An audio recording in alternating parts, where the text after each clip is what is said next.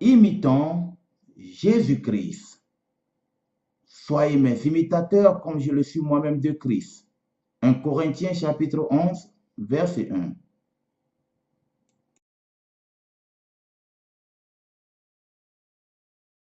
Imitons Jésus-Christ. Soyez mes imitateurs comme je le suis moi-même de Christ. 1 Corinthiens chapitre 11, verset 1. À Dieu soit la gloire par Jésus-Christ, notre Seigneur et Sauveur bien-aimé en Christ Jésus. C'est de nouveau une très grande joie que nous sommes de nouveau unis devant le trône de la grâce pour recevoir instruction, pour recevoir des réprimandes. Et je rends grâce à Dieu pour ce moment qu'il a rendu possible pour que nous nous exhortions mutuellement, pour que nous nous édifions. Et nous allons continuer avec le thème de la semaine passée et aujourd'hui, comme prévu, la séparation finale. Tel est le titre que je donne à cette édification, la séparation finale. Parlant de la séparation finale, nous avons vu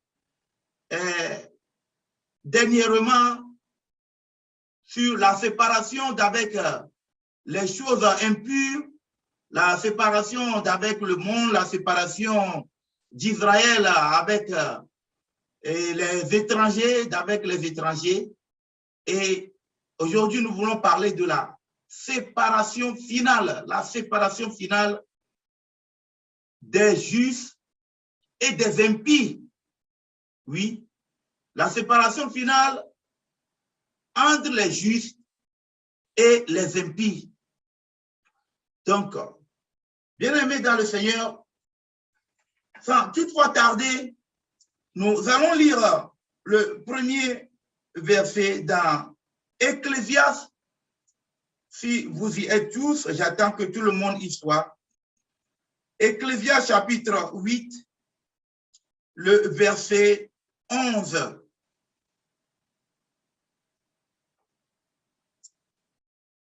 Ecclésiaste chapitre 8, le verset 11. Je le lis dans le puissant nom de Jésus-Christ, notre Seigneur et Sauveur. Parce qu'une sentence contre les mauvaises actions ne s'exécute pas promptement, le cœur des fils de l'homme se remplit en eux du désir de faire le mal. Je reprends Ecclésiaste chapitre 8, le verset 11. Parce qu'une sentence contre les mauvaises actions ne s'exécute pas promptement, le cœur des fils de l'homme se remplit en eux du désir de faire le mal.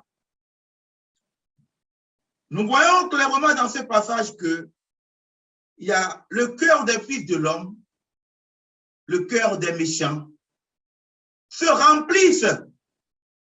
Leur cœur se remplissent pour faire le mal, parce que la sentence ne s'exécute pas sur le champ. Bien-aimés dans le Seigneur, il y a une chose que nous devons savoir, c'est que aussi longtemps que tarde le jugement de Dieu à venir, le jugement dernier, soyez-en sûrs que ce jugement viendra. Que le jugement dernier aura bel et bien lieu. Et parce que cela tarde à venir, nous voyons que le cœur de beaucoup de personnes, oui, deviennent encore plus mauvais. C'est-à-dire, au lieu de se corriger, il y a beaucoup qui s'empirent parce qu'ils ne voient pas ce jugement se prononcer, s'exécuter. Donc, ils pensent que parce que cela ne s'exécute pas, cela ne viendra pas. Et ils n'ont pas reçu de choc, ils n'ont pas la peur, ils n'ont pas la crainte de Dieu. Ils continuent toujours dans leur délire, dans leur mauvaise voie, dans les mauvais penchants de leur cœur, à agir, à faire du mal. Mais cela ne change en rien le délai prévu par Dieu. Le délai de Dieu prévu pour la rétribution, aussi longtemps qu'il tarde à venir, soyez-en sûrs qu'il viendra. Cela viendra. Et ce serait le temps de la séparation. Le temps de la séparation entre les justes et les impies. Lorsque le Seigneur arrivera pour juger le monde, pour juger les méchants, pour séparer ce qui est bon de ce qui est mauvais. Aujourd'hui, nous voyons des gens qui vivent comme ils veulent, dans la débauche, dans la dépravation sexuelle, dans toutes sortes de désordres spirituels, comme physiques, comme nous le voyons. Et ils se moquent même des chrétiens, des croyants. Des gens qui vivent dans la crainte de Dieu disent, mais écoute, au lieu de vivre, toi tu es là à avoir peur, tu te prives de beaucoup tu te prives d'une bonne vie, tu te prives des avantages que le monde offre, et tu es là à vivre comme un campagnard, à vivre comme quelqu'un, je ne sais pas, à vivre dans la tristesse, parce que le monde considère la bonne manière de vivre du croyant comme une vie de tristesse, parce que nous ne participons pas au convoitisme mondain, nous ne participons pas à tout leur délire et à leur folie, oui, à leur folie moderne, et nous ne marchons pas, bref, selon leur rythme. Alors, ils pensent que nous ne vivons pas. Ils pensent que nous perdons quelque chose. Mais pourtant, en réalité, le croyant est celui qui mène une meilleure vie. Le croyant authentique est celui qui mène une meilleure vie devant Dieu. Parce qu'il s'est séparé du monde. L'Esprit de Christ qui habite en lui l'a enseigné qu'il faut vivre hors du danger, qu'il faut vivre hors de l'impureté, qu'il faut vivre hors de tout ce qui ne fait pas la gloire de Dieu et ne glorifie pas le nom du Seigneur. Parce que nous-mêmes, sur cette terre, Christ a dit, je vous envoie dans le monde. Tel le Père m'a envoyé dans le monde, je vous envoie aussi dans le monde. Christ ne nous a pas envoyés dans le monde pour vivre selon la vaine manière de vivre du monde, mais tout au contraire pour être le sel qui doit donner de la saveur, donner du goût à un repas, pour être, Christ nous a envoyés dans le monde, pour être quoi? La lumière, la lampe qui brille au milieu des ténèbres dans l'obscurité, et que partout que nous arrivons et que nous soyons en tant que croyants, il faut que nous brillions, que nous resplendissons la gloire de Dieu, la gloire de Christ, bien-aimé dans le Seigneur, la gloire de Christ, la gloire de Dieu. Et en vivant ainsi, déjà, c'est que nous-mêmes, nous sommes déjà séparés du monde par l'Esprit de Dieu qui vit en nous, qui nous enseigne. Mais la grande séparation, c'est le Seigneur lui-même qui le fera. Et c'est notre thème aujourd'hui, bien-aimés dans le Seigneur. Pour cela, nous allons lire un passage dans Matthieu, chapitre 13. Matthieu, chapitre 13.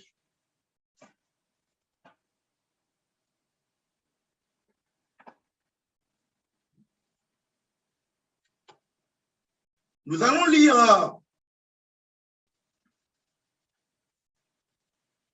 à partir du verset 24 au verset 30. Matthieu chapitre 13, du verset 24 au verset 30. Je le lis dans le puissant nom de Jésus-Christ, notre Seigneur et Sauveur.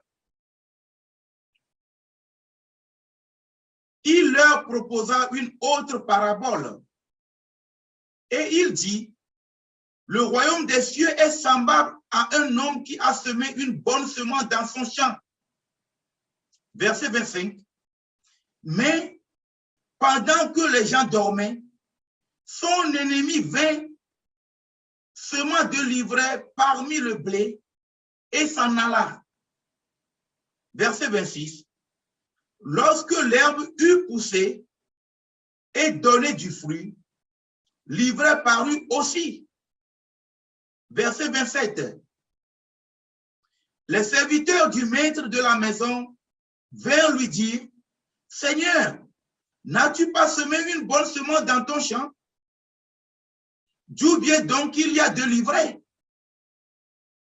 Le verset 28, il leur répondit, c'est un ennemi qui a fait cela. Et les serviteurs lui dirent, veux-tu que nous allions l'arracher? Verset 29, non, dit-il, de peur qu'en arrachant l'ivraie, vous ne déracinez en même temps le blé. Le verset 30, laissez croître ensemble l'un et l'autre jusqu'à la moisson. Et à l'époque de la moisson, je dirai aux moissonneurs, arrachez d'abord l'ivraie et liez-la en gerbe pour la brûler, mais amassez le blé dans mon grenier. Bien-aimés dans le Seigneur, c'est la parabole du blé et de l'ivraie. Le blé et l'ivraie se ressemblent à tant qu'herbe. Ce n'est qu'à partir du moment où cela commence par pousser l'épi qu'on peut voir la différence entre le blé et l'ivraie. Aujourd'hui, nous sommes dans le monde, ou bien dans un milieu chrétien, ou bien dans le monde chrétien, dans une assemblée. Et dans une assemblée, comme nous le voyons souvent, ce n'est pas tout le monde qui dit Seigneur, Seigneur, qui croit vraiment. Mais nous voyons qu'aujourd'hui, il y a beaucoup de grandes communautés, soi-disant chrétiens dans le monde. Tout le monde se dit chrétien. Tout le monde se dit chrétien et croit en Christ. Mais, croyez-moi, que ce n'est pas tout le monde qui est vraiment chrétien et que ce n'est pas tout le monde qui ira au ciel. Parce que c'est la parabole de l'ivraie, du blé et de l'ivraie.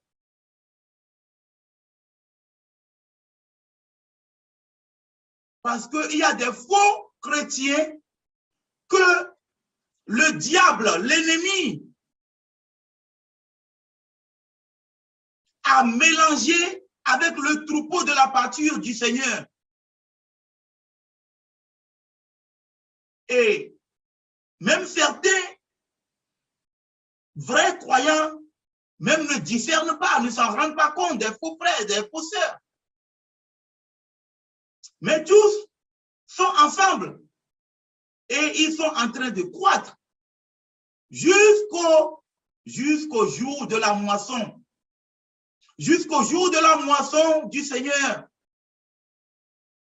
Et c'est ce jour-là que le Seigneur fera le triage, la séparation, qui serait la séparation finale des justes et des impies.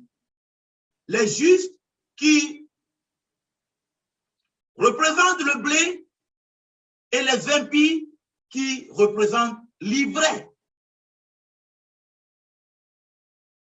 Nous verrons ce jour-là la séparation finale. Et cette séparation finale, c'est le Seigneur qui le fera. C'est le Seigneur qui le fera entre le blé et l'ivraie. Parce que tous doivent croître jusqu'à la moisson, jusqu'à la moisson, jusqu'à la moisson. Comme le Seigneur l'a dit ici dans Matthieu chapitre 14, le verset 30, sachant bien qu'il y a de l'ivraie et que le Seigneur a été informé, qu'est-ce qu'il a dit? Laissez croître ensemble l'un et l'autre jusqu'à la moisson. Laissez croître ensemble l'un et l'autre jusqu'à la moisson. Et à l'époque de la moisson, je dirai au moissonneur, arrachez d'abord l'ivraie et liez-la en gerbe pour la brûler, mais amassez le bleu dans mon grenier. L'ivraie sera brûlée, bien-aimé dans le Seigneur. L'ivraie sera brûlée. Elle sera d'abord liée en gerbe et puis par la suite pour être brûlée. Mais le blé, le Seigneur le mettra dans son grenier. L'ivraie, ce sont les rebelles. L'ivraie, ce sont les faux frères, les faux sœurs, les impies.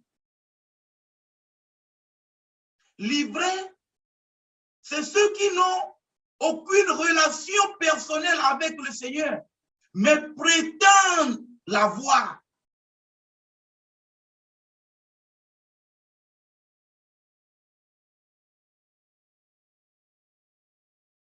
L'ivraie et le blé, lorsqu'ils sont ensemble, on les met tous deux. Vous pouvez aller rechercher.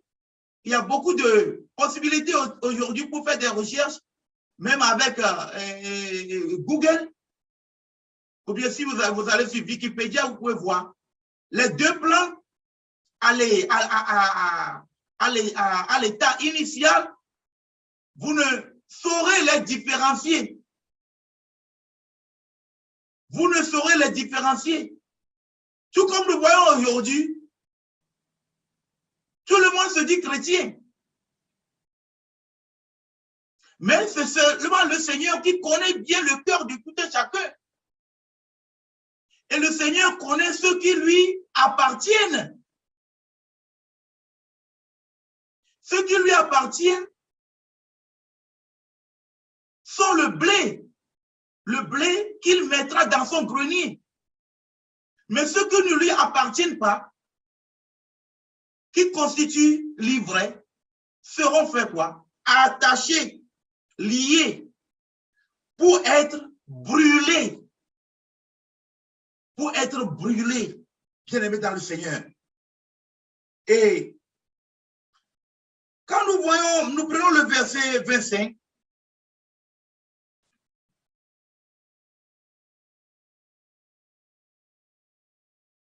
le verset 25 de Matthieu chapitre 13, mais pendant que les gens dormaient, son ennemi vint, sema de l'ivraie parmi le blé et s'en alla. L'ennemi est venu semer l'ivraie au milieu du blé. C'est pour alors détruire le blé. Imaginez-vous, vous avez un champ où vous faites la culture du blé. Et vous avez semé du blé. Et l'ennemi vient au moment où vous êtes en train de dormir, vous n'êtes pas là. Et il sème là où vous avez semé du blé de l'ivraie. Et les plantes vont commencer par pousser ensemble. Donc, c'est alors une destruction de votre revenu agricole qui est en jeu. Parce que l'ennemi est venu semer de l'ivraie parmi, ou bien au milieu de votre semence de blé. Il serait difficile que vous vous en sortiez. Alors la culture est détruite parce qu'il y aura un mélange. Donc, votre existence est alors comment? Votre existence est alors en danger. Est en danger. Ainsi en est-il des faux chrétiens au milieu des vrais chrétiens, c'est-à-dire au milieu des croyants authentiques. Puisque les faux chrétiens sont la semence de l'ennemi. Et ils se mélangent avec l'autre pour contaminer, pour détruire, pour empêcher. Parce qu'ils ne sont pas là pour une bonne chose. Mais ils sont là juste comme des éléments nuisibles pour nuire à ce qui est bien, qui est semé. Pour cela, quand nous lisons le verset 26, lorsque l'herbe eut poussé et donné du fruit, l'ivraie parut aussi. Parce que l'ivraie s'est mélangée dès que l'herbe du blé a commencé par pousser. L'ivraie aussi s'est levée, est parue aussi au milieu. Le verset 27, les serviteurs du maître de la maison vinrent lui dire, Seigneur, n'as-tu pas semé une bonne semence dans ton champ? D'où bien donc il y a de l'ivraie? Il leur répondit, c'est un ennemi qui a fait cela. Et les serviteurs lui dirent, veux-tu que nous allions l'arracher? Verset 29, non, dit-il, de peur qu'en arrachant l'ivraie, vous ne déracinez en même temps le blé. Vous voyez le danger que si on veut arracher l'ivraie du champ, on risque de détruire aussi les blés, puisque tous ont poussé ensemble. Parce que c'est difficile de reconnaître, l'ivraie et le blé. Aussi longtemps qu'il n'a pas poussé d'épis. Il est difficile de les distinguer. Donc pour cela, il faut laisser croître, pour qu'ils grandissent, afin qu'on puisse voir ce qu'est le blé et ce qu'est l'ivraie. Ainsi, par la suite, on détachera l'ivraie du blé. On les séparera, on les attachera et on brûlera l'ivraie. Et on brûlera l'ivraie, bien-aimé dans le Seigneur. L'ennemi ne dort pas. Et c'est l'ennemi qui a fait ce mélange. Comme nous le voyons, beaucoup sont animés d'esprits impurs. et sont au milieu des croyants. Je pense que tous nous avons déjà fait l'expérience avec certains prétendus, soi-disant frères ou sœurs, mais qui en réalité sont animés par d'autres esprits et ils viennent s'infiltrer au milieu des croyants pour les détruire, pour les séparer, pour causer, semer de la zizanie. Voici l'ivraie que l'ennemi a semé. Ce sont les efforts de Satan. L'ennemi, c'est Satan. Et c'est lui qui passe par tout moyen pour séparer, détruire la pâture, le troupeau de la pâture de Dieu. C'est pourquoi il sème l'ivraie. Et par finir, pour qu'on ne puisse pas reconnaître l'ivraie, il vient présenter l'ivraie comme étant le blé.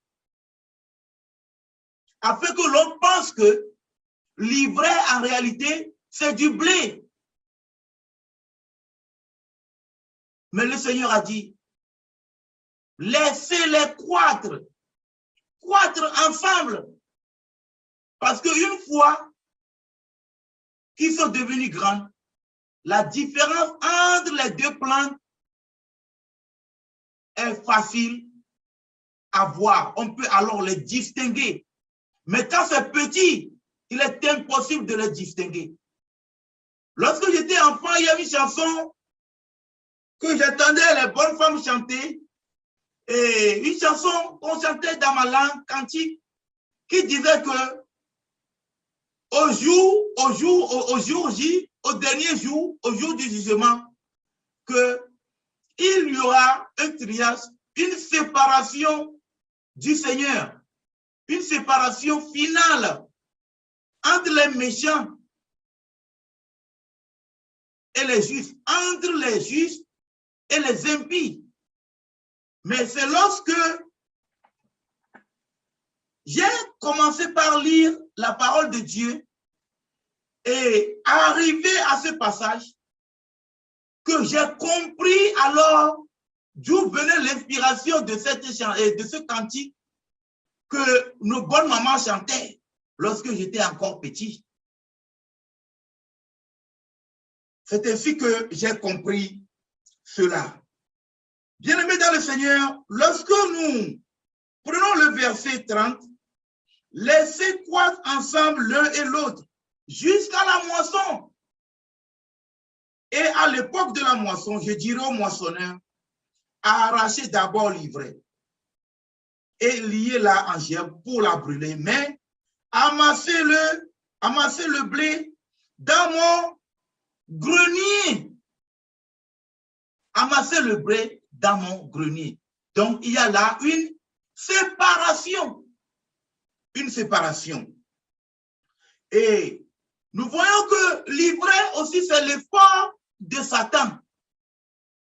L'effort de Satan pour tromper l'Église. L'effort de Satan pour tromper l'Église. Mais le Seigneur est souverain. C'est pourquoi il a dit, laissez-les croître jusqu'au jour de la moisson. Le jour de la moisson, c'est le jour de la séparation finale entre les justes et les impies. Prenons le verset 37, toujours dans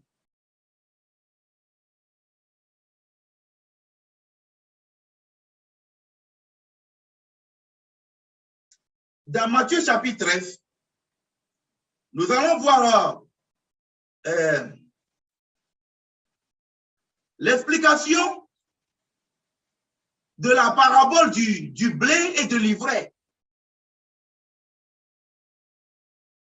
Lisons à partir du verset 36. Matthieu chapitre 13 à partir du verset 36. Alors il renvoya la foule et entra dans la maison dans la maison. Ses disciples s'approchèrent de lui et dirent, « Explique-nous la parole de l'ivraie du chant. » Verset 37.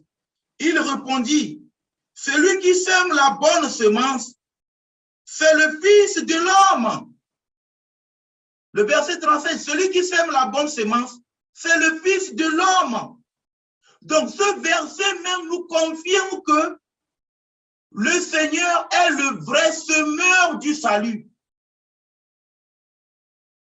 Donc c'est Christ qui sème le salut. Donc nous voyons par ce verset, le verset 37, il répondit, celui qui sème la bonne semence, c'est le Fils de l'homme. Donc le Fils de l'homme a semé quoi? Le salut. Il a semé le salut, le vrai semeur. C'est le vrai semeur du salut. Christ est le vrai semeur du salut. Christ, notre Seigneur, Jésus-Christ, notre Seigneur Sauveur, est le vrai semeur du salut. Et c'est lui qui a semé la bonne semence. La semence qui est le blé, qu'il va alors mettre dans son grenier qui lui appartient, qui est la bonne semence.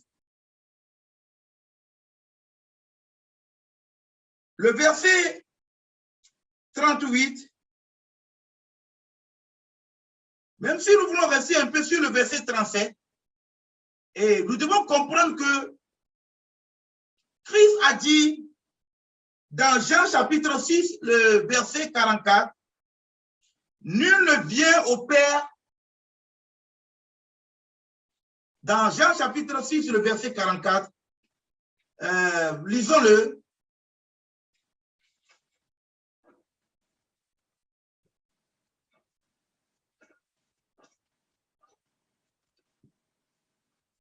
Jean chapitre 6.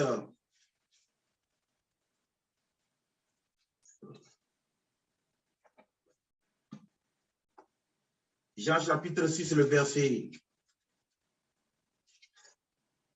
44.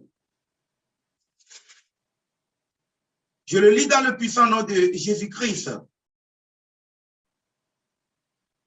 Nul ne peut venir à moi si le Père qui m'a envoyé ne l'attire et je le ressusciterai au dernier jour. Nul ne peut venir à moi si le Père qui m'a envoyé ne l'attire et je le ressusciterai au dernier jour. Donc, nous voyons par là que sans que Dieu, dans sa souveraineté, ne touche le cœur de quelqu'un, il est impossible que celui-là soit sauvé. Il est impossible que celui-là connaisse Christ. Donc ainsi, nous voyons que la semence, c'est Christ qui sème la semence, la bonne semence. Et si nous retournons, nous voyons que tant bien même que beaucoup par leur témoignage, peuvent motiver quelqu'un et toucher le cœur d'un pécheur à se repentir et à venir à Christ. Et malgré que les prédicateurs, les enseignants de la parole peuvent prêcher pour évangéliser, si Dieu ne touche pas le cœur de celui qui écoute la parole, il ne pourra jamais se repentir et quitter le monde. Donc nous voyons clairement que par le verset 37 de Matthieu chapitre 13, encore nous voyons là clairement que Christ est le vrai semeur, le semeur du salut.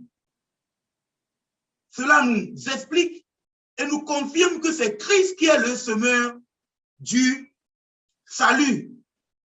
On peut prêcher et comme vous le voyez, on prêche. Comme vous le voyez déjà dans leur témoignage, il y a beaucoup qui écoutent, mais ils ne sont pas touchés. Ils ne changent jamais. Mais ce n'est que Dieu seul, dans sa souveraineté, qui peut et qui les touche et les active vers Christ. Mais l'homme ne peut pas donner, accorder le salut. Tu peux parler de Christ à ton frère, à ta connaissance, à ton voisinage, à des gens dans la rue, mais ce n'est pas toi qui touche leur cœur, mais c'est Dieu qui touche leur cœur. D'où nous voyons que Christ est le vrai semeur du salut. Et c'est lui qui a semé la bonne semence. La bonne semence. Si nous continuons le verset 38, Matthieu chapitre 13, le verset 38, le champ, c'est le monde. La bonne semence, ce sont les fils du royaume. L'ivraie, ce sont les fils du malin. Bien-aimés dans le Seigneur, Matthieu chapitre 13, le verset 38, le champ, c'est quoi? C'est le monde, c'est le champ de Dieu. Oui, le champ, c'est le monde. La bonne semence, ce sont les fils du royaume. Qui sont les fils du royaume? Les élus, ceux qui vivent selon la volonté de Dieu, ceux qui sont nés de nouveau, ceux qui mènent une vie qui n'est pas une vie étrange à la vie de Dieu, ceux qui marchent dans la crainte de Dieu. Ils sont les fils du royaume. Ce sont eux qui sont les fils du royaume. Ceux qui font la volonté de Dieu. Ceux qui ont abandonné le péché et ne pratiquent plus le péché. Ceux qui marchent dans la crainte de Dieu. Qui marchent étant conduits par l'Esprit de Dieu et non par la chair. C'est ceux-là qui sont les fils du royaume.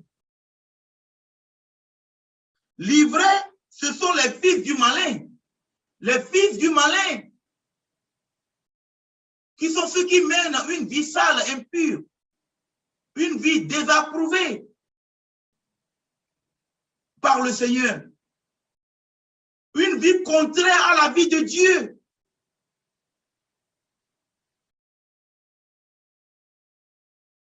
Ce que nous appelons les païens, les mondains,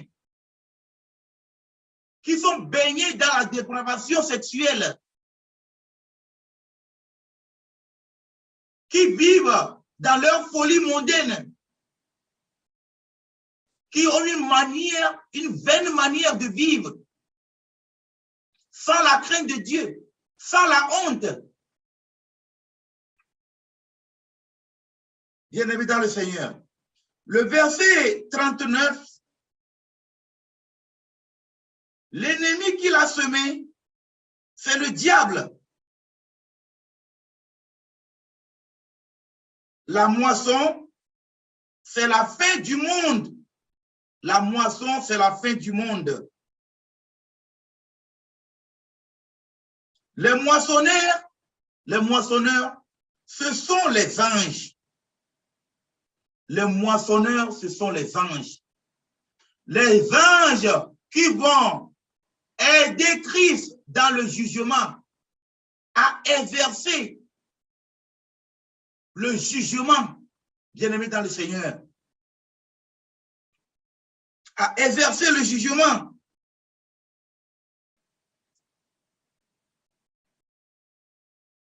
Continuons. Le verset 41, le verset 40, pardon. Or, comme on arrache l'ivraie et qu'on la jette au feu, il en sera de même à la fin du monde. Bien-aimé dans le Seigneur. Or, comme on arrache l'ivraie et qu'on la jette au feu, il en sera de même à la fin du monde.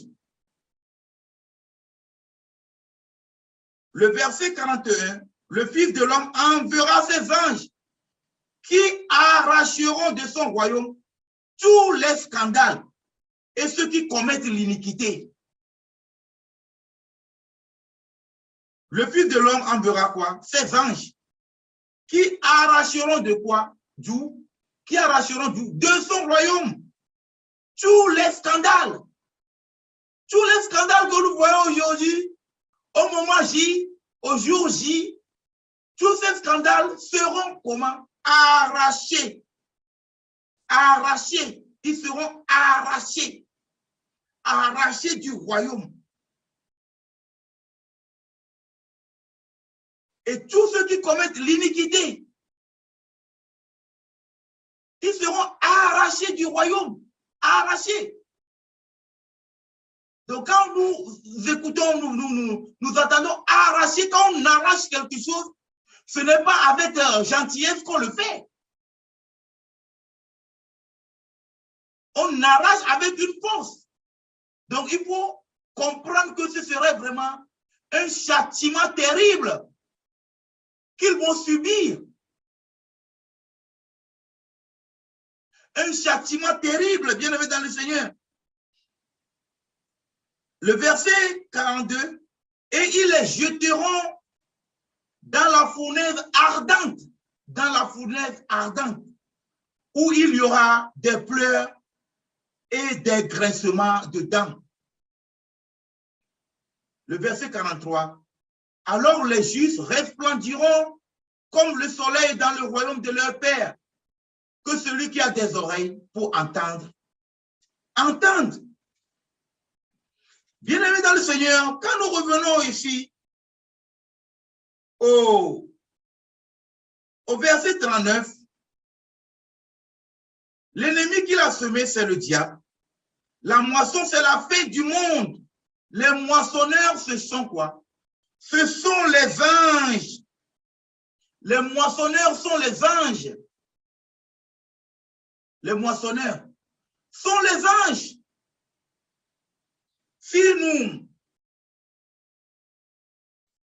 nous regardons dans Joël chapitre 3, le verset 13,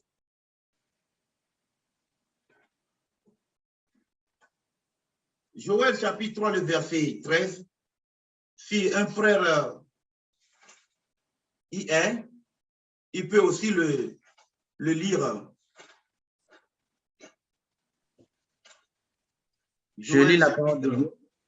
Oui, un instant, je ne suis pas encore.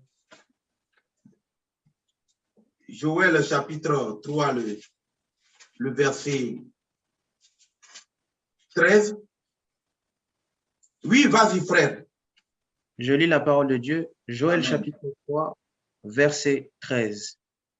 Il est écrit, saisissez la faucille, car la moisson est mûre. Venez, foulez, car le pressoir est plein. Les cuves regorgent, car grande est leur méchanceté. Amen.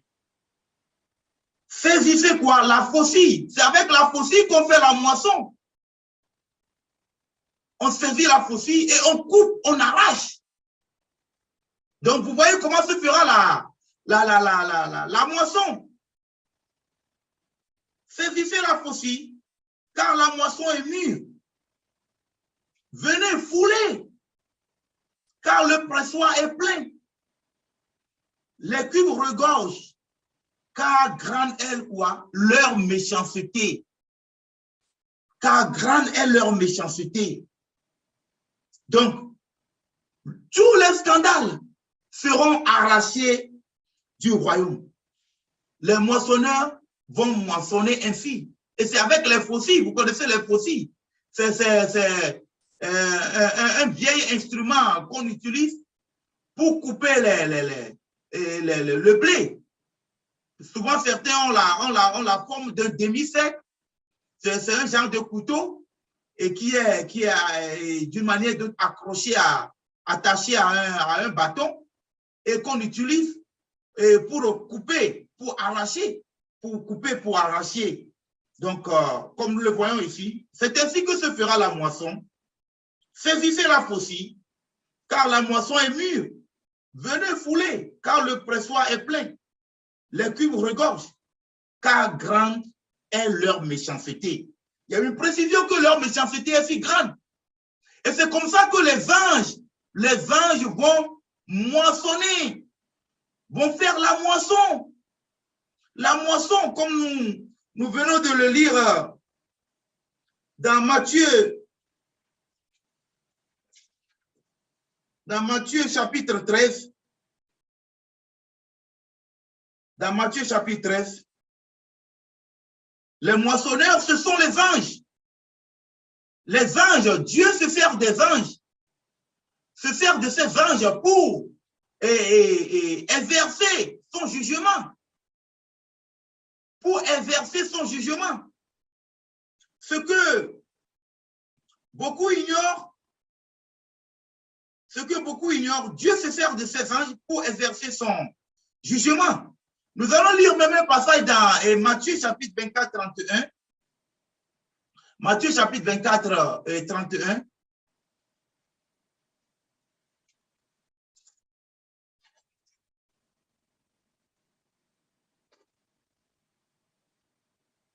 Matthieu chapitre 24, le verset 31.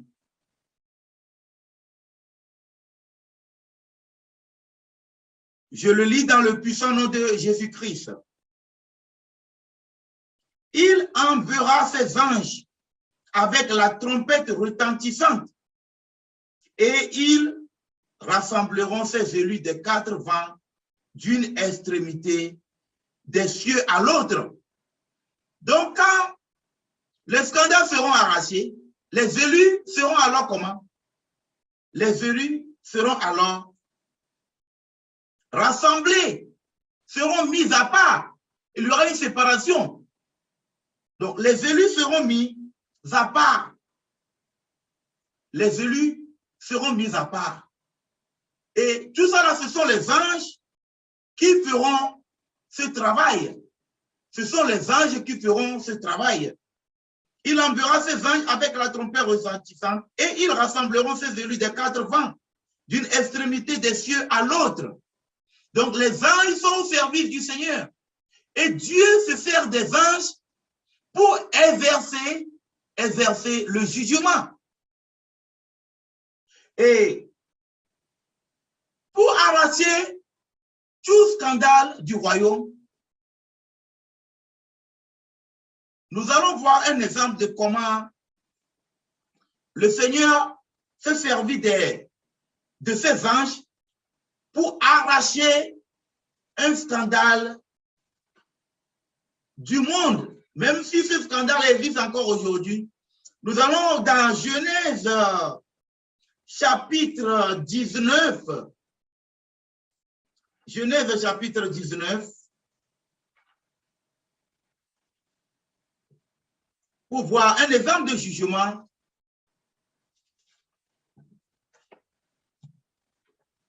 Genèse chapitre 19.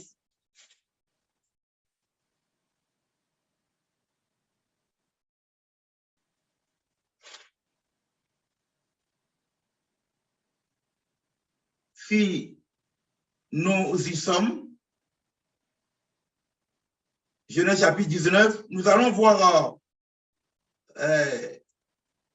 la destruction de Sodome et Gomorrhe par les anges. Et comment Dieu s'est servi de ces anges pour détruire Sodome et Gomorrhe.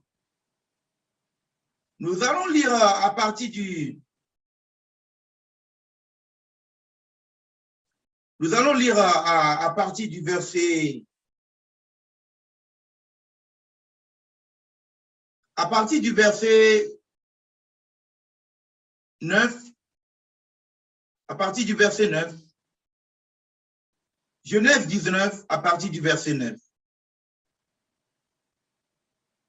Ils dirent, retire-toi. Ils dirent encore, celui-ci est venu comme étranger et il veut faire le juge. Eh bien, nous te ferons pire qu'à eux. et pressant l'autre avec violence, ils s'avancèrent pour briser la porte.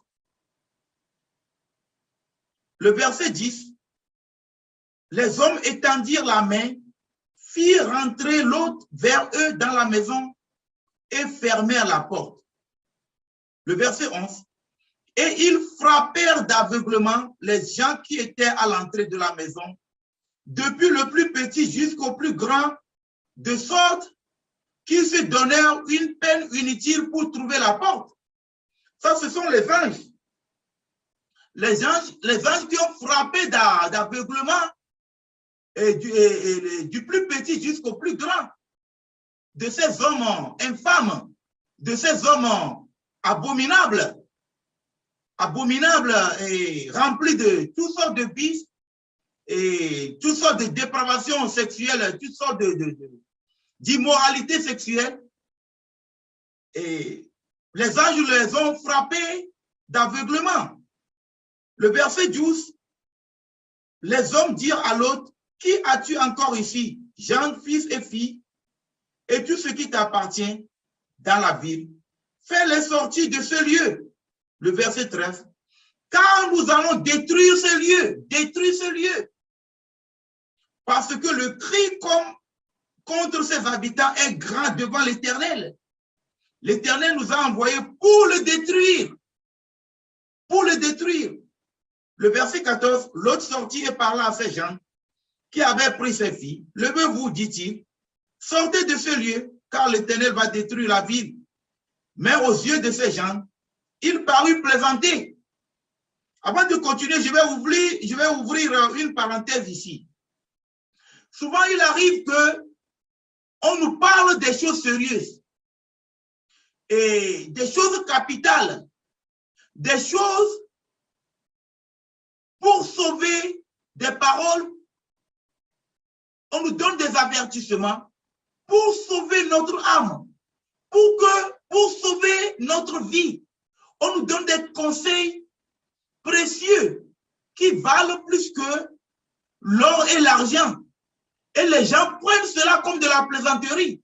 La même chose avec aujourd'hui, quand on parle du Seigneur aux gens, on prêche. On dit, mais écoute, abandonne le monde, abandonne la vie du péché et tourne-toi vers le Seigneur. Confesse tes péchés et marche dorénavant avec Christ. Mais beaucoup même se moquent de toi. Ils prennent ça comme de la plaisanterie.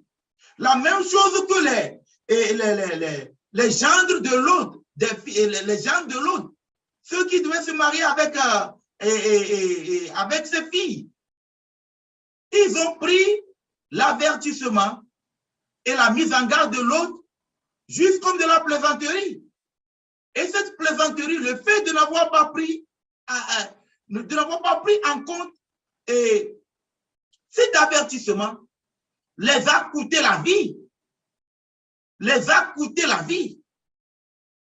Si nous lisons continuellement. Le verset 15, dès l'aube du jour, les anges insistaient auprès de l'autre en disant, lève-toi, prends ta femme et tes deux filles qui se trouvent ici, de peur que tu ne périsses dans la ruine de la ville. Nous voyons clairement par ceci que les gendres n'ont pas suivi l'autre. Les anges lui ont dit quoi? Dès l'aube du jour, les anges insistèrent auprès de l'autre en disant, lève-toi, prends ta femme et tes deux filles qui se trouvent ici, de peur que tu ne périsses dans la ruine de la ville. Le verset 16, et comme il tardait, les hommes les saisirent par quoi? Par la main, lui, sa femme et ses deux filles, car l'Éternel voulait l'épargner. Dieu voulait l'épargner, Dieu voulait les épargner. Ils l'amenèrent et le laissèrent hors de la ville. Dieu les a mis hors de la ville, séparés. Séparés maintenant. L'autre, le juste, et ses deux filles. Dieu les a préservés du malheur. Il les a épargnés. Épargnés de cette ruine. Il les a mis hors de la ville. Il les a séparés. Et par la suite, qu'est-ce qui s'est passé? Dieu a fait pleuvoir quoi? Dieu a fait pleuvoir. Si un frère veut lire.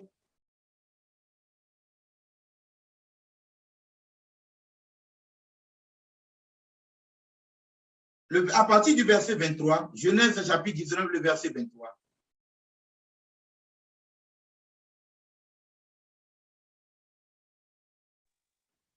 Oui, je lis au nom de Jésus-Christ. Amen. Le soleil s'est levé sur la terre lorsque Lot entra dans Zoar. Alors l'Éternel fit pleuvoir du ciel sur Sodome et sur Gomorrhe, du soufre et du feu de par l'Éternel. Il détruisit ces villes, toute la plaine et tous les habitants des villes et les plantes de la terre. Amen.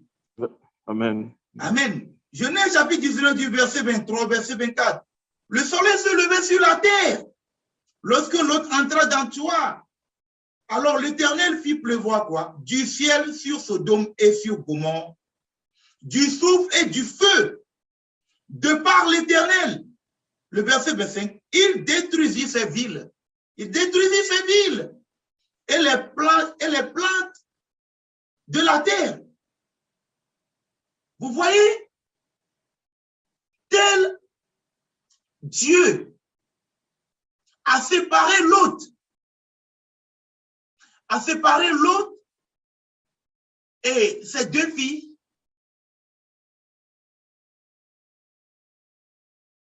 De cette ruine.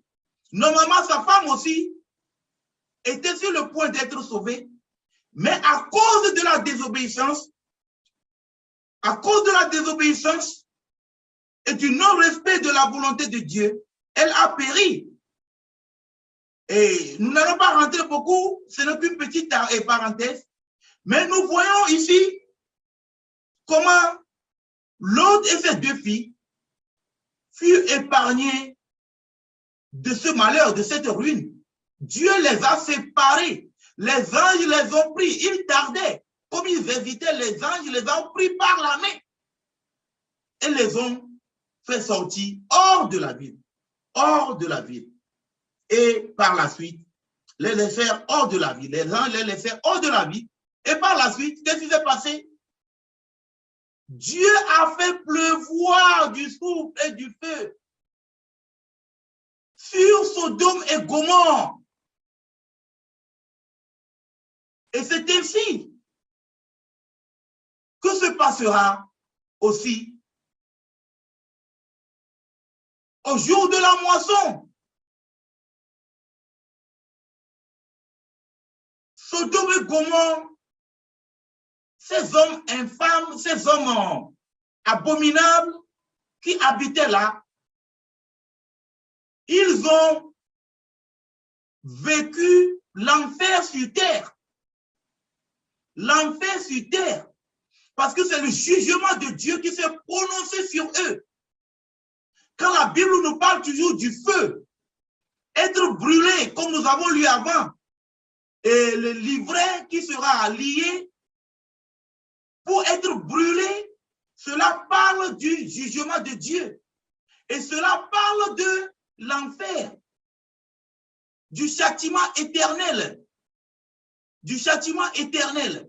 Mais Dieu nous a enseigné comment la séparation finale se passera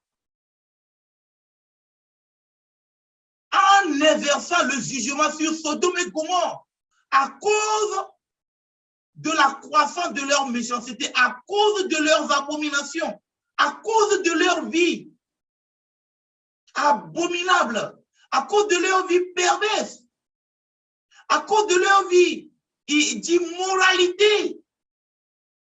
Ainsi en serait-il à la fin du monde. Dieu séparera tous les scandales, les anges. Les anges sépareront du royaume tous les scandales. Tous les scandales que nous voyons aujourd'hui, tout ça que les gens trouvent normal, les gens pensent que c'est normal, on vit, on se livre à la débauche, les dépravations, les immoralités sexuelles. Les hommes se marient avec les hommes, les femmes se marient avec les femmes. Ils s'embrassent et quand on en parle, on te traite d'homme haineux et d'être intolérant et d'être méchant. Et tout ce que nous voyons, tous ces scandales que nous voyons aujourd'hui, les porte-à-porta et tout ça là, hein, tous ces scandales seront arrachés. Les hommes qui vivent et qui découchent, qui se livrent à la débauche, à l'adultère, et qui ont des deuxièmes bureaux, comme on le dit souvent, qui ont des fiancés cachés, étant mariés, en train de tricher leurs femmes. Il en est de même aussi avec les femmes. Tous ces scandales seront enlevés du royaume bien-aimé dans le Seigneur. Craignez Dieu. Craignez Dieu. Ayons la crainte de Dieu. Je dis craignez Dieu, craignons Dieu. Parce que je ne suis pas épargné. Craignons Dieu et ayons la crainte de Dieu dans notre vie. Ne soyons pas séduits par les choses mondaines, par ces déchets spirituels, et par ces déchets, par ces impuretés. Les maisons, et prenons l'exemple des maisons, des villas, on veut à tout prix avoir une maison, on veut à tout prix avoir une belle voiture. Pour cela, on est prêt à se sacrifier, à se livrer, à commettre toutes sortes d'abominations. Si même marcher dans le sang et dans l'atrocité pour parvenir juste à son objectif. Et les gens sont prêts aujourd'hui pour toutes choses. Pour l'argent, on est prêt même à tuer sa propre mère, son propre père, à tuer ses enfants, à tuer sa propre femme, à tuer son propre mari. Tous ces scandales, les anges arracheront ces scandales du royaume bien-aimé dans le Seigneur. Du royaume. Il y aura cette séparation. La séparation claire et nette, transparente. Le blé ira dans le grenier et l'ivraie sera comment? Lié pour être brûlé. Pour être brûlé. Bien-aimé dans le Seigneur, pour être brûlé. Lisons 2 Pierre chapitre 2.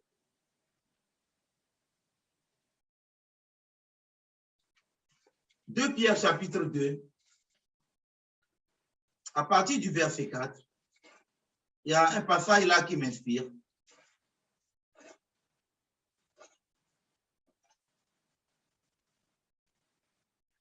De Pierre chapitre 2, à partir du verset 4.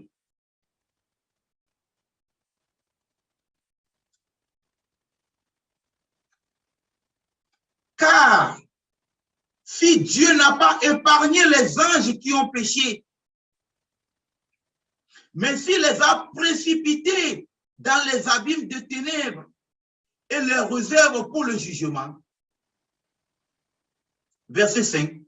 S'il n'a pas épargné l'ancien monde, mais s'il a sauvé 8 personnes dont Noé, ce prédicateur de la justice, lorsqu'il fit venir le déluge sur un monde impie. Le verset 6. S'il a condamné à la destruction et réduit en cendres les villes de Sodome et de Gomorrhe, les donnant comme exemple aux impies à venir. Verset 7. Et s'il a délivré l'autre, le juste, profondément attristé de la conduite de ces hommes sans frein dans leur dérèglement. Verset 8. Car ce juste qui habitait au milieu d'eux tourmentait journellement son âme juste à cause de ce qu'ils voyaient et entendaient de leurs œuvres criminelles. Bien-aimés dans le Seigneur. Le verset 9. Le Seigneur s'est délivré de l'épreuve, les hommes pieux, et préserver les injustes pour être punis au jour du jugement. Verset 10, surtout ceux qui courent après la chair dans un désir d'impureté et qui méprisent l'autorité. Si Dieu n'a pas épargné les anges qui ont péché, les anges sont des êtres spirituels, qui sont très puissants. Un seul ange peut frapper des millions de personnes. Un seul ange peut frapper des millions de personnes. Mais si Dieu n'a pas épargné les anges qui ont péché, mais les a précipités où? Dans les abîmes de ténèbres. Dans les abîmes de ténèbres et les réserve comment? Pour le jugement. S'il n'a pas épargné l'ancien monde, s'il a sauvé 8 personnes, dont Noé, s'il a condamné à la destruction et réduit en cendres les villes de Sodome et Gomorrhe, les donna comment? Comme exemple aux impies à venir. Comme exemple aux impies à venir. Vous voyez encore comment Dieu nous enseigne par la mort ici. La mort des hommes de Sodome. Nous voyons comment Dieu nous enseigne ici par la mort, par le châtiment exercé sur Sodome et Gomorrhe. Tout en précisant qu'il les donne comme exemple. Comme exemple comment? Si un frère veut bien relire encore ce verset, et verset 6, 2 Pierre 2, le verset 6. Je lis la parole de Dieu. Amen. 2 Pierre chapitre 2, verset 6. S'il a condamné à la destruction et réduit en cendres les villes de Sodome et de Gomorrhe, les donnant comme exemple aux impies à venir. Amen. S'il a condamné quoi? À la destruction et réduit en cendres les villes de Sodome et de Gomorrhe, les donnant comme exemple aux impies à venir. Les donnant comme exemple aux impies à venir. Donc, la destruction de Sodome et Gomorrhe est un avertissement. Est un avertissement, un grand avertissement. C'est un grand signal que Dieu a envoyé aux habitants de la terre, de toute la terre, de la terre tout entière.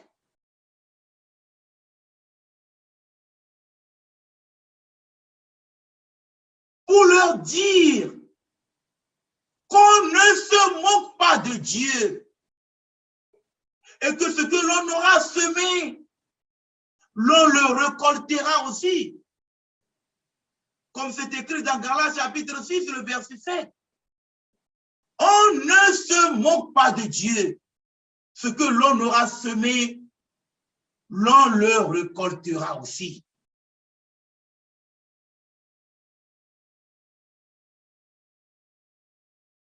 La séparation finale, cette séparation, il y aura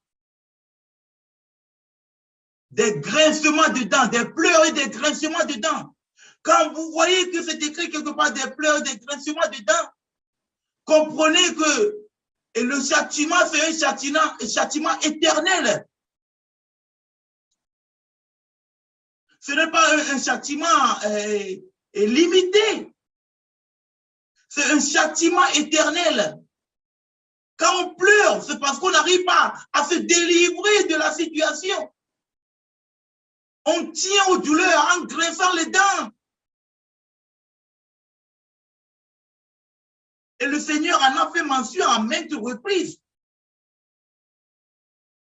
Le Seigneur en a fait mention à maintes reprises. Cessons de pécher. Faisons tout pour marcher selon la volonté de Dieu.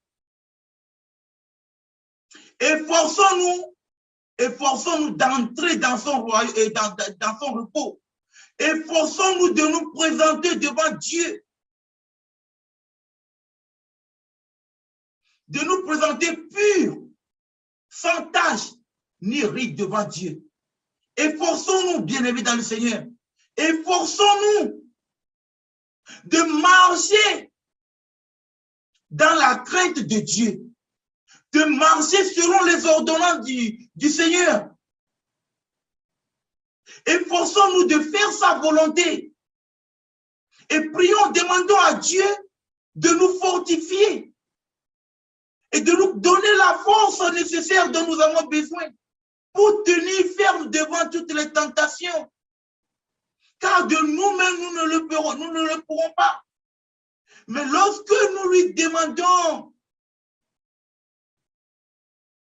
il le rendra possible pour nous. Il nous l'accordera.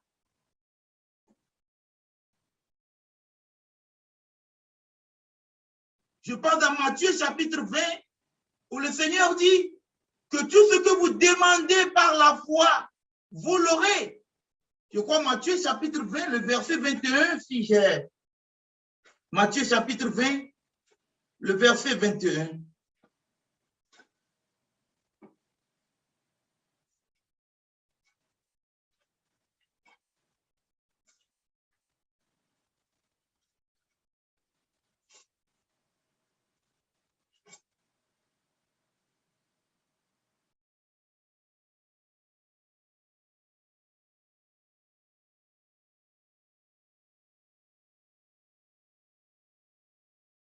Non.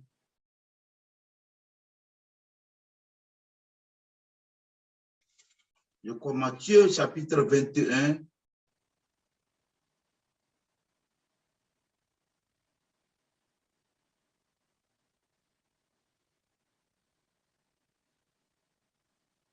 Matthieu chapitre 21, le verset 22, autant pour moi. Matthieu chapitre 21, le verset 22. Matthieu chapitre 21, le verset 22. Tout ce que vous demanderez avec foi, par la prière, vous le recevrez. Tout ce que vous demanderez, autant pour moi, avec foi, par la prière, vous le recevrez. Matthieu 21, le verset 22. Donc, de nous-mêmes, il est impossible que nous puissions tenir, mais avec l'aide du Seigneur, avec le soutien du Seigneur, avec le soutien du Saint-Esprit, en tant qu'enseignant, en tant que guide, qui nous montre le chemin à suivre. Le Seigneur a dit, je ne vous abandonnerai pas. Je resterai avec vous jusqu'à la fin du siècle prochain. Il est avec nous. Nous devons seulement lui demander de l'aide, de se manifester, de nous soutenir pour que nous tenions ferme devant les tentations, pour que nous réussissions toute épreuve.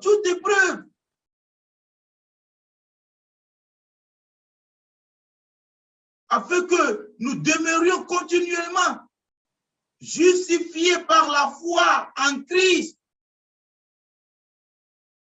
Donc la justification par la foi en Jésus-Christ. Bien-aimés dans le Seigneur, nous continuons avec Matthieu chapitre 13, le verset 49.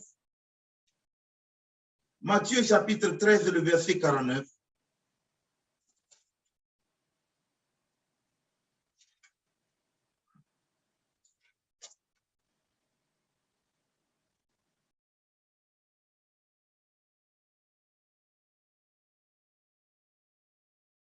Matthieu chapitre 13, le verset 49. Il en sera de même à la fin du monde. Les anges viendront séparer les méchants d'avec les justes.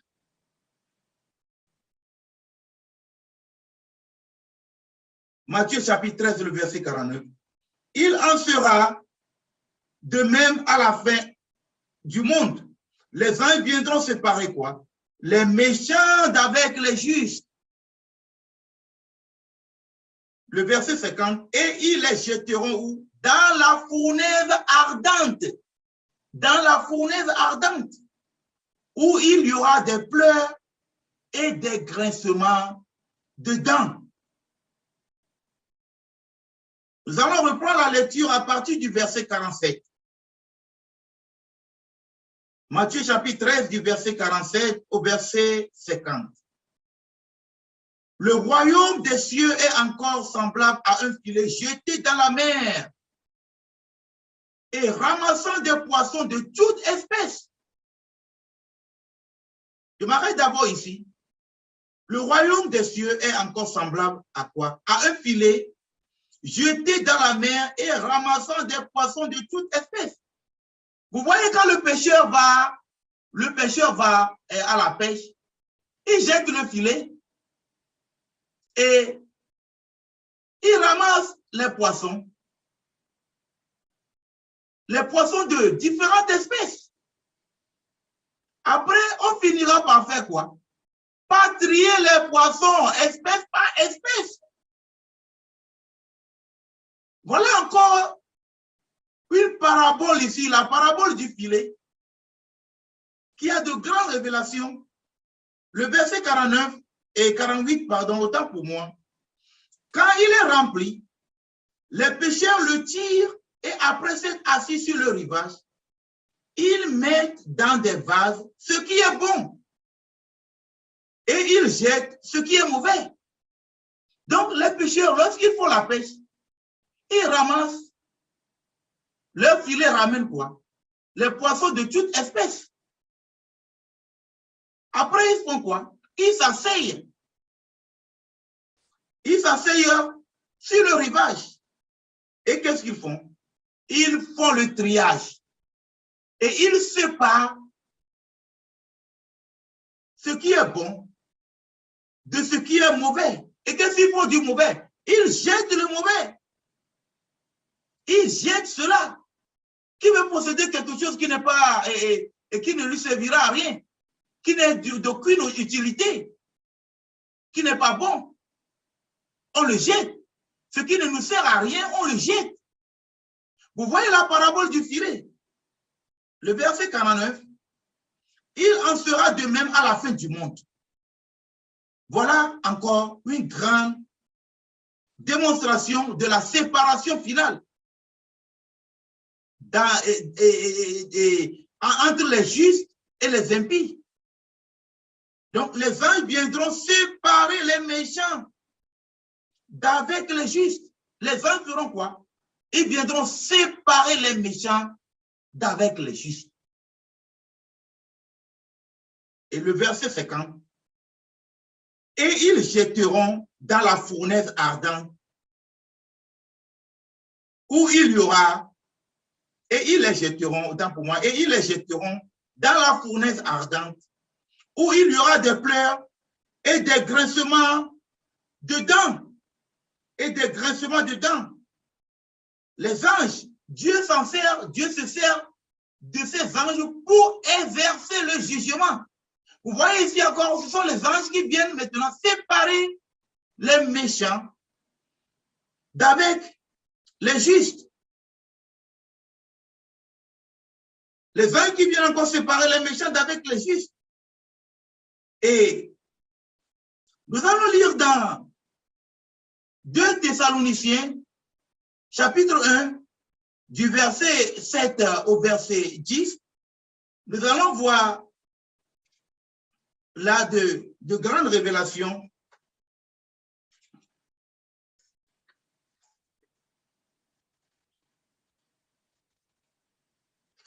Deux Thessaloniciens, chapitre 1er, du verset 7 au verset 10. Si un frère veut bien le lire.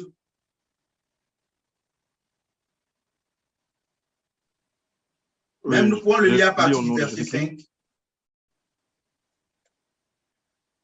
2 Thessaloniciens 1, de verset 5 à verset 6. Au verset 10. Nous lisons au nom de Jésus-Christ. Amen. Au verset 10. C'est une preuve des justes jugements de Dieu pour que vous soyez jugés dignes du royaume de Dieu pour lequel vous souffrez. 6. Car il est de la justice de Dieu de rendre l'affliction à ceux qui vous affligent et de vous donner à vous qui êtes affligés du repos avec nous lorsque le Seigneur Jésus apparaîtra dans le ciel avec les anges de sa puissance au milieu d'une flamme de feu pour punir ceux qui ne connaissent pas Dieu et ceux qui n'obéissent pas à l'évangile de notre Seigneur Jésus. Ils auront pour châtiment une ruine éternelle, loin de la face du Seigneur et de la gloire de sa force. 10. Lorsqu'il viendra pour être en ces jours-là, glorifié dans ses saints et admiré dans tous ceux qui auront cru, car notre témoignage auprès de vous a été cru. Amen. Amen. Donc, nous voyons dans ce passage encore, quand nous prenons le verset 5, c'est une preuve du juste jugement de Dieu pour que vous soyez jugés dignes du royaume de Dieu pour lequel vous souffrez. Donc, les chrétiens souffrent pour le royaume de Dieu. Nous souffrons. Nous sommes souvent persécutés, nous sommes souvent victimes et des attaques de l'ennemi. Nous recevons souvent des coups de poing, nous recevons souvent des coups de fouet. Mais cela ne doit pas nous décourager ou bien nous attrister. Tout au contraire, nous devons nous réjouir d'avoir souffert, de souffrir pour le Seigneur, comme les apôtres. Et dans l'acte des apôtres, lorsqu'ils ont été fouettés, ils se sont réduits d'avoir été fouettés à cause du Seigneur. Bien-aimés dans le Seigneur, vous voyez, mes très chers frères. Donc, c'est une preuve du juste jugement de Dieu pour que vous soyez jugés dignes du royaume de Dieu, pour lequel vous souffrez. Donc, nous souffrons. Les chrétiens souffrent. Les chrétiens sont exposés à tout danger. En tant que chrétien, tu ne sais pas ce qui t'arrivera dans les prochaines heures. Parce que tu es exposé, Le chrétien vit dans un monde dangereux, un monde qui n'a pas de pitié, un monde qui n'a pas de compassion. Le monde n'a de compassion que pour les siens. Le Seigneur nous a avertis, nous a dit que vous serez haïs de tous. À cause de mon nom, vous serez haïs de tous. Vous serez haïs de tous. Vous voyez, bien-aimés dans le Seigneur, le chrétien vit dans un monde dangereux. Le chrétien est exposé, le chrétien est comme une cible de l'ennemi. En tant que chrétien, tu es exposé. Vous avez vu comment les apôtres ont été martyrisés. Étienne, pour avoir dit la vérité, Étienne, pour se prononcer. Vous avez vu comment il a été martyrisé. Le chrétien est constamment exposé au danger. Du moins, un vrai chrétien. Parce que si tu es chrétien, que le monde t'aime, c'est que tu portes quelque chose du monde, que tu as quelque chose du monde qui est en toi. C'est pourquoi le monde t'aime. Un vrai chrétien, tu es haï par le monde. Et c'est une grande preuve, une grande caractéristique même, que tu es dans le véritable en son Fils Jésus-Christ. Bien-aimé dans le Seigneur. Si tu es chrétien, que le monde t'aime, alors sache-là, mon frère, ma soeur, que tu n'es pas encore né de nouveau. Sache-là alors que tu as une redevabilité envers le monde. C'est pourquoi le monde t'aime. Le monde n'aime pas les chrétiens, les vrais, ceux qui se sont vraiment repentis, parce que nous avons une vie différente, une vie étrange à la vie du monde. Nous ne sommes pas conduits par le même esprit. Nous n'avons pas le même Père. Nous avons pour Père le seul vrai Dieu et Père de notre Seigneur Jésus-Christ, Et le monde a pour père le diable, le père du mensonge, comme le dit Jean chapitre 8, le verset 44. Bien-aimés dans le Seigneur, continuons. Le verset 6, toujours dans 2 Thessaloniciens chapitre 1er, le verset 6. Car il est de la justice de Dieu de rendre l'affliction à ceux qui vous affligent. Donc, Dieu a dit à lui la rétribution. Donc, la rétribution de Dieu pour toutes les souffrances que nous endurons. Dieu rendra à ceux qui persécutent les chrétiens, à ceux qui font du mal aux vrais croyants. C'est pourquoi le Seigneur a dit, à moi la vengeance, à moi la rétribution. Si quelqu'un te fait du mal en tant que croyant, mais s'il veut prendre ta tunique, laisse-le prendre. S'il te gifle la gauche, donne-lui la droite. S'il veut prendre ce qui t'appartient, laisse-le prendre avec. S'il veut que tu te déshabilles, déshabille-toi et marche nu. Et laisse le Seigneur agir. Laisse la colère de Dieu agir. Le verset 7 est de vous donner à vous qui êtes affligés du repos avec nous lorsque le Seigneur Jésus apparaîtra du ciel avec les anges de sa puissance. Le Seigneur donnera du repos à ceux qui ont souffert, qui souffrent aujourd'hui à cause de son nom. Lorsque le Seigneur apparaîtra avec ses anges, avec ses anges de sa puissance, il donnera du repos aux croyants qui sont persécutés, aux croyants qui sont victimes des attaques du monde. Le verset 8, au milieu d'une flamme de feu, pour punir ceux qui ne connaissent pas Dieu et ceux qui n'obéissent pas à l'évangile de notre Seigneur Jésus-Christ. Donc, le Seigneur, quand il apparaîtra avec ses anges de sa puissance, lorsque le Seigneur apparaîtra du ciel avec les anges de sa puissance, il apparaîtra pour faire quoi? Il apparaîtra avec les anges de sa puissance au milieu de quoi? Au milieu d'une flamme de feu. Au milieu d'une flamme de feu. Pour punir ceux qui ne connaissent pas Dieu et ceux qui n'obéissent pas à l'évangile de notre Seigneur Jésus-Christ. Telle sera la séparation. Vous voyez? Donc, punir au milieu d'une flamme de feu. Le feu symbolise quoi? Le jugement de Dieu. Quand vous voyez le feu symbolise quoi? Le jugement de Dieu. Le feu symbolise l'enfer, la fournaise ardente, le châtiment éternel. Vous avez vu avec Sodome, le Seigneur a fait pleuvoir du soufre et du feu sur Sodome et Gomorrhe, de par l'Éternel. Donc, quand il s'agit du feu, quand la Bible parle du feu, et là, ça parle du jugement de Dieu. Du jugement de Dieu. Lisons Somme chapitre 104, le verset 4. Somme chapitre 104, le verset 4.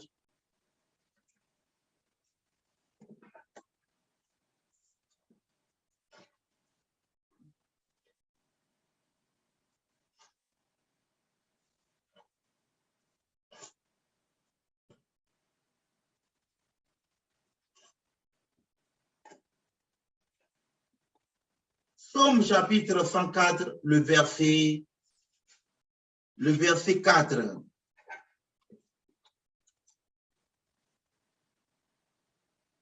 Je le lis dans le puissant nom de Jésus-Christ, Somme chapitre 104, le verset 4. Il fait des vents ses messagers, des flammes de feu ses serviteurs. Qui fait cela? Le Seigneur. Donc, les flammes de feu, comme nous l'avons vu là, tout à l'heure. Oui, les flammes de feu sont quoi? Il fait des vents, ses messagers, des flammes de feu, ses serviteurs. Les flammes de feu, ici, fait allusion à qui? Fait allusion aux anges. Si nous lisons par exemple dans Hébreux chapitre 1er, le verset 7, les flammes de feu fait ici allusion aux anges pour décrire comment leur rapidité, leur habileté Vous voyez comment une flamme, quand on prend le carburant, vous prenez le carburant, un liquide, du liquide inflammable. Lorsque vous approchez du feu du liquide inflammable, vous voyez comment ça réagit. La réaction que ça donne. Donc, ça donne un feu, une flamme de feu. Donc, la rapidité par laquelle les anges agissent, vous avez vu à Sodome et Gomorrhe, comment ils ont détruit rapidement, dans un instant, dans un clin d'œil, et le soufre et du feu a plu sur Sodome et Gomorrhe, bien aimé dans le Seigneur. Donc, cela parle de la rapidité, de l'habilité, de la puissance destructive que possèdent les anges. Donc, les anges sont des instruments du jugement de Dieu, des instruments dont Dieu se sert pour le jugement. Si nous lisons Hébreux chapitre 1, le verset 7, lisons d'abord Hébreux chapitre 1, le verset 7, nous allons revenir dans 2 Thessaloniciens chapitre 2. Hébreux chapitre 1, le verset 7.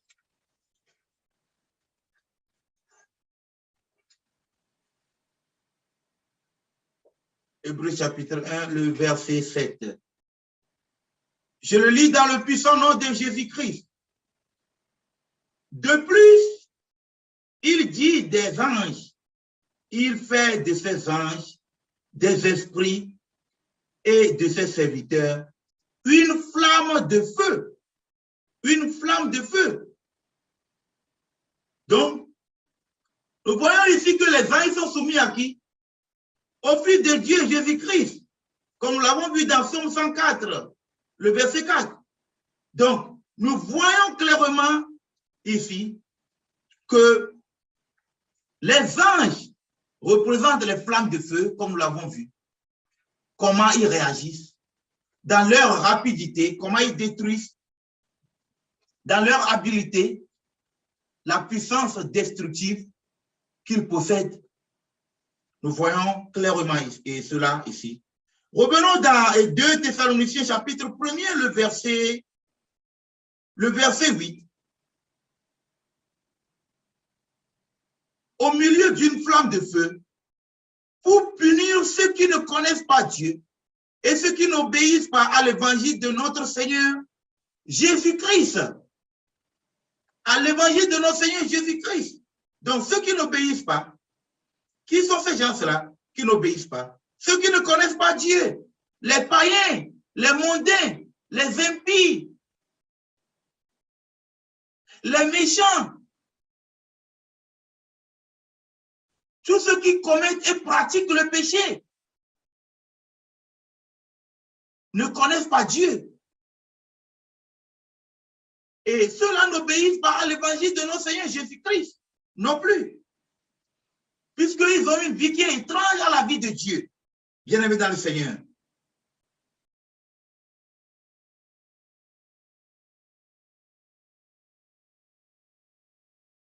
Ils ont une vie qui est étrange à la vie de Dieu. Et ils ne connaissent pas Dieu. Le verset 9.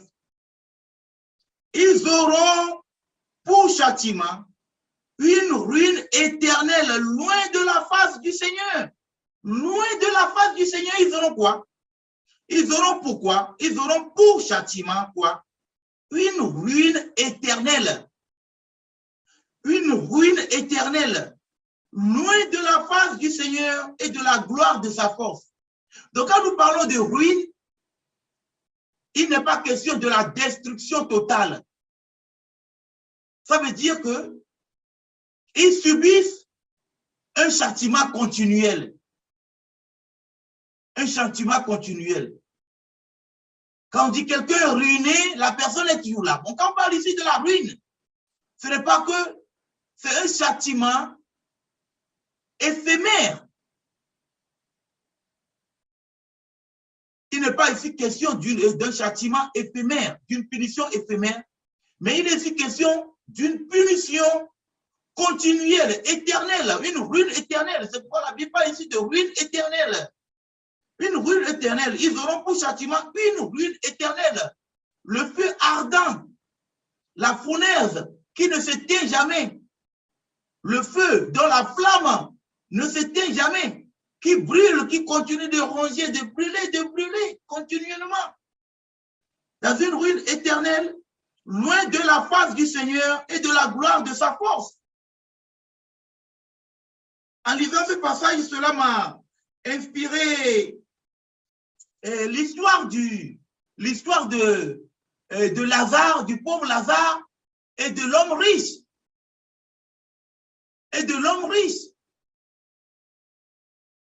Où l'homme riche était en tourment, était en proie au tourment. Il pensait qu'il est au même lieu que Lazare. Or que Lazare était dans le sein d'Abraham. Donc, loin de la face du Seigneur, il y avait une séparation, vous voyez. Il y a même une séparation. Luc chapitre 16, lisons. Luc chapitre 16.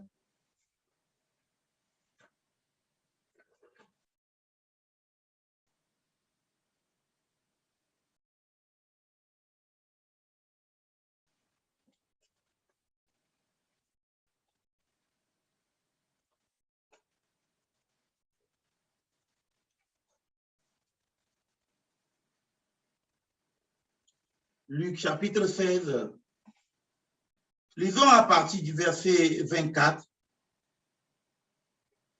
si nous y sommes. Si un frère veut bien le lire. Oui, je lis au nom de Jésus-Christ. Amen.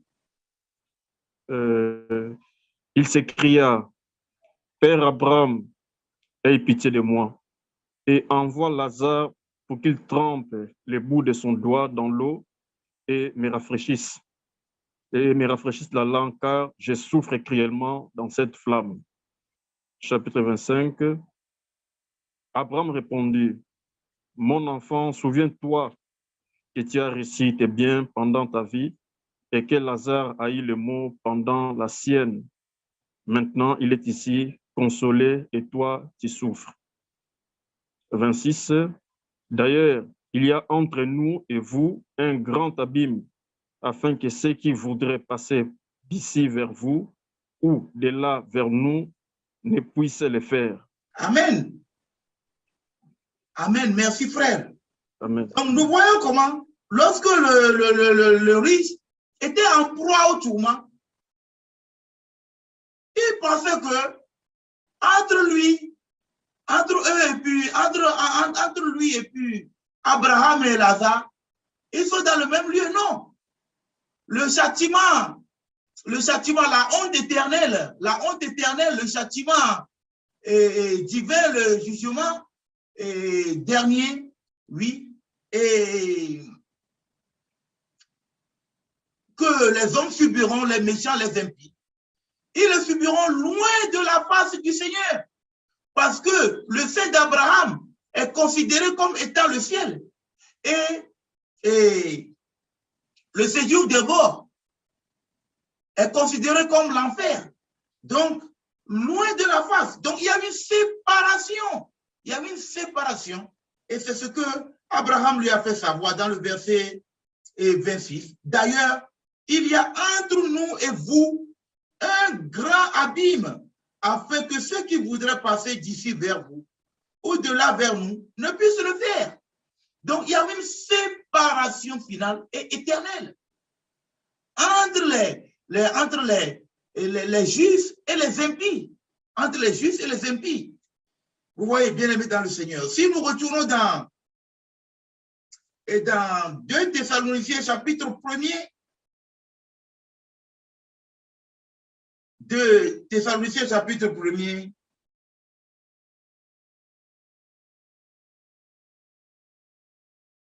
le verset 9 où nous étions. 2 Thessaloniciens chapitre 1er, le verset 9. Ils auront pour châtiment une ruine éternelle loin de la face du Seigneur et de la gloire de sa force, comme nous l'avons vu. Donc, l'homme riche, étant en proie au tourment, pensait qu'ils étaient au même lieu. Non, loin, il est loin, éloigné de la face du Seigneur. loin, éloigné de la face du Seigneur et de la gloire de sa face, de sa force, autant pour moi. Loin de la face du Seigneur, éloigné loin de la face du Seigneur et de la gloire de sa force. Comme nous avons vu l'exemple de l'homme riche et Lazare et de Lazare. Le verset 10, 2 Thessaloniciens chapitre 1, le verset 10. Lorsqu'il viendra en ce jour-là pour être glorifié dans ses saints et admiré dans tous ceux qui auront cru, car notre témoignage auprès de vous a été cru. Bien-aimés dans le Seigneur, que la paix du Christ soit avec vous tous qui croyez en Dieu par Jésus-Christ, notre Seigneur et Sauveur. Dieu est un feu dévorant, mais beaucoup l'ignorent, le monde l'ignore. Ils prennent ça comme de la plaisanterie. Ils font ce qu'ils veulent. Ils ne prennent en compte aucun conseil, aucun appel à la repentance, aucun appel à confesser Christ. Ils ne prennent cela pas en compte, mais ils s'en moquent. Mais ils oublient que Dieu est un feu dévorant. Dieu est un feu dévorant. Dieu est un feu dévorant. Que nous dit la Bible dans Ecclésiaste chapitre 12. Ecclésiaste chapitre 12, les deux derniers versets.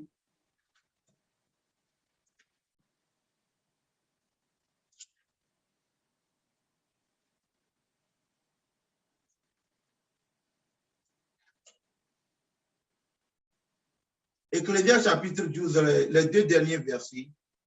Si un frère veut le lire. Je lis la parole de Dieu. Amen. Ecclésiaste chapitre 2, 12, pardon. Les deux derniers versets. Les deux derniers versets qui terminent ce chapitre. Ecclésiaste chapitre 12, versets 15 à 16. Écoutons la fin du discours, crains Dieu et observe ses commandements. C'est là ce que doit faire tout homme. Verset 16. Car Dieu amènera toute œuvre en jugement au sujet de tout ce qui est caché, soit bien, soit mal. Amen. Amen. Ecclésiaste chapitre 12, le verset 15 à 16. Écoutons la fin du discours. Crains Dieu et observe ses commandements. C'est là ce que doit faire tout homme. Crains Dieu et observe ses commandements. C'est là ce que doit faire tout homme. Il y a Proverbe chapitre 1, le verset 7 qui dit que la crainte de Dieu est le commencement de la sagesse. La crainte de Dieu.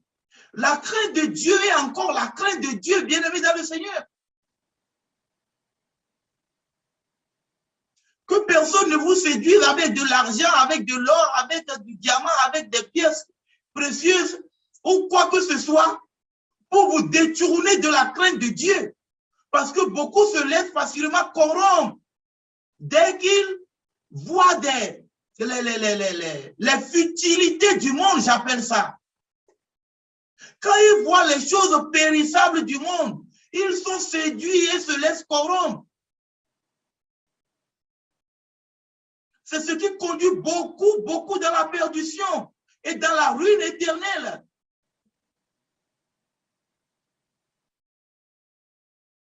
Crains Dieu et observe ses commandements. C'est là ce que doit faire tout homme. Le verset 16. Car Dieu amènera toute œuvre toute œuvre en jugement. Toute œuvre en jugement au sujet de tout ce qui est caché, soit bien, soit mal. Dieu voit tout. Rien ne demeure caché à ses yeux. Même l'obscurité des ténèbres est plus que transparente à ses yeux. Et personne ne peut se cacher devant Dieu dans tout ce qu'il fait. Lisez Psaume 139. Vous allez voir que personne ne peut se cacher devant Dieu.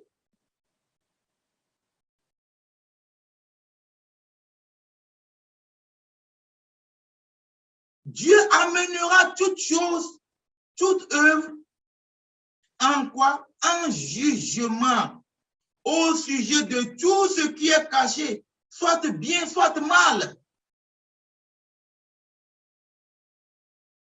Toute chose sera amenée en jugement, bien-aimé dans le Seigneur. Toute chose sera amenée en jugement. Soit bien, soit mal. Toute chose sera amenée en jugement. Toute œuvre. C'est pourquoi, craignez Dieu, bien-aimé dans le Seigneur, craignez Dieu. Craignez Dieu, craignons Dieu. Ayons la crainte de Dieu en nous. Afin de ne pas nous retrouver dans la ruine éternelle. Afin de ne pas périr, aller dans la perdition éternelle. Craignons Dieu, afin de ne pas avoir la honte éternelle. Craignons Dieu, bien-aimé dans le Seigneur, craignons-le, craignons-le, et marchons selon sa volonté. Efforçons-nous de faire la volonté de Dieu et non la volonté du monde. Soyez prêts à mourir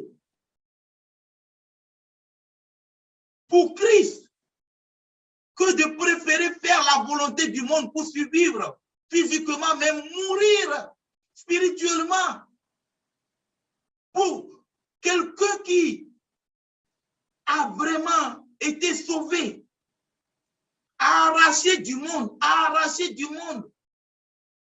par le Seigneur, enlevé du monde et ramené dans son royaume, dans le royaume de Dieu et de son Fils.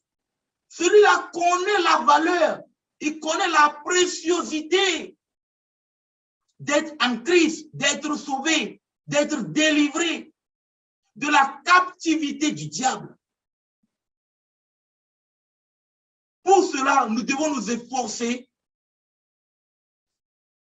d'être obéissants à la volonté de Dieu et d'être fidèles dans toutes les voies, bien-aimés dans le Seigneur, dans toutes les voies. Et repentons-nous de toutes nos erreurs. Et repentons-nous. Versons le contenu de nos cœurs à Dieu. Et recherchons, faisons la paix avec Dieu, avec Christ. Et autant que cela dépend de nous aussi, avec les hommes qui sont prêts à faire la paix avec nous. Pour ne pas finir en enfer. Pour ne pas finir en enfer. Pour ne pas que le jour du jugement dernier, que nous soyons arrachés comme livrés et puis jetés. Arrachés comme livrés et puis jetés plus tard dans le feu, dans la fournaise ardente, arrachés et être liés pour être brûlés, pour que nous ne subissions pas ce châtiment. Je vous en conjure dans le puissant nom de Jésus-Christ, que la paix du Christ soit avec vous tous. Amen. Imitons Jésus-Christ. Soyez mes imitateurs comme je le suis moi-même de Christ. 1 Corinthiens chapitre 11, verset 1.